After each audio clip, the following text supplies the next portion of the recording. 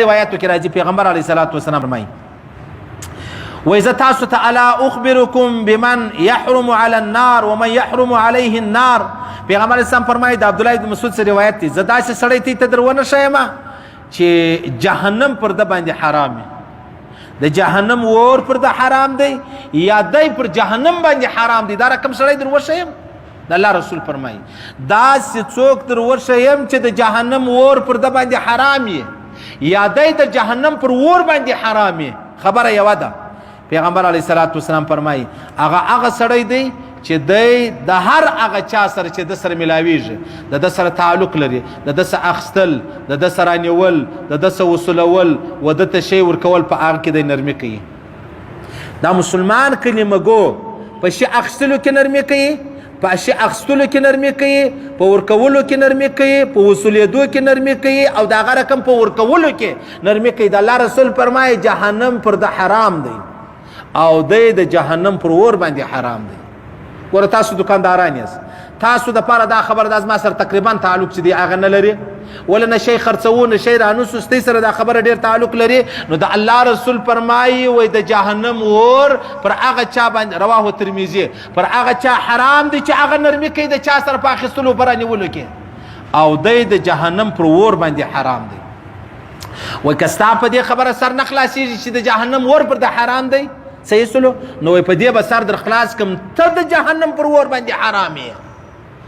ته به د جهنم د ور سم په امان محفوظه به دا څوک دا د الله رسول فرمایي د چا سره اخیستل کوي د چا سره نیول کوي د چا سره وصولېده کوي و چا ته وصولي چې د هغه ور کوي دا څلور کسان د الله رسول وشول وی فرمایل چې زه تاسو ته خبر درکم د جهنم ور باندې حرام یې هغه دغه سړی دی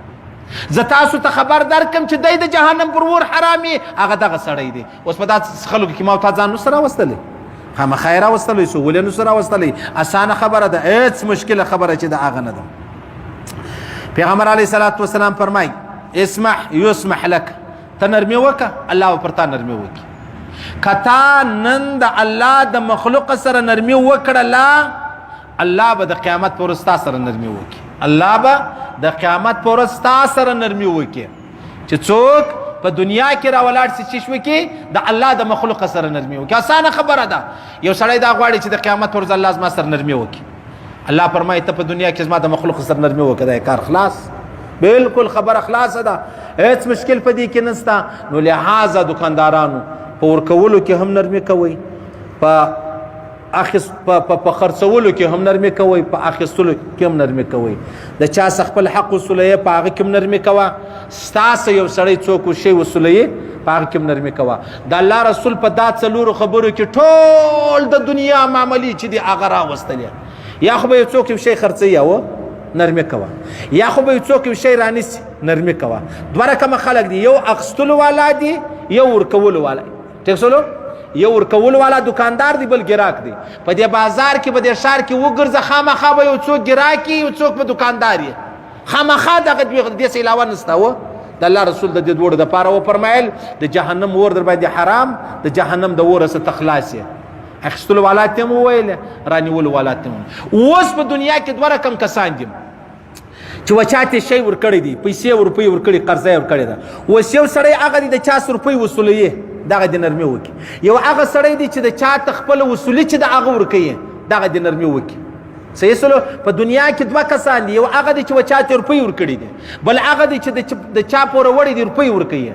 صحیح سلو دا څلور کسان د ټول دنیا سره تعلق لري د دنیا د ټول معاملو د کاروبارو سره تعلق لري خرڅولو والا رانیولو والا حق وصولېدو والا حق ورکولو والا دا څلور کسان د دې څلور کسان سره دنیا وتلې نه ده. د الله رسول ګوره مسلمانان کلمه گو کافر په دې کې نه راځي انکه کافر په دنیا کې نرمي وکړله په دنیا کې به الله د سر نرمي وکړي که کافر را ولاړ سو په دنیا کې یو نیکی وکړله په آخرت کې الله شي نه ورکوي په دنیا کې الله د دې عوضونه چې دی هغه ورکوي په دنیا کې الله د دې عوضونه ورکوي. نو ما درته وویل د دې څلورو خبرو سره د ټول دنیا کاروبارونه چې دی هغه وتلې نه دي یا به اخیستلو والای یا به رانیولو والای ټیکسلو یا به ورکولو والای یا به رانیولو والا یې یا به حق وصولېدو والا یې یا به هغه حق ورکوي چاته ورکوي دغه کسان به دې څه علاوه بل څوک نه ټیک شولو د الله رسول فرمایي و دې خلکو ته زه خوش خبري اورمه دا خلک زه در ورشم د جهنم ور باندې حرام دی څونه اسانه خبرې م در ورشولې څونه اسانه خبرې د دې څه علاوه ګرځه اسانه خبرې ستنه پیغمبر علیه الصلاۃ والسلام فرمایي بهترین مؤمن هغه دی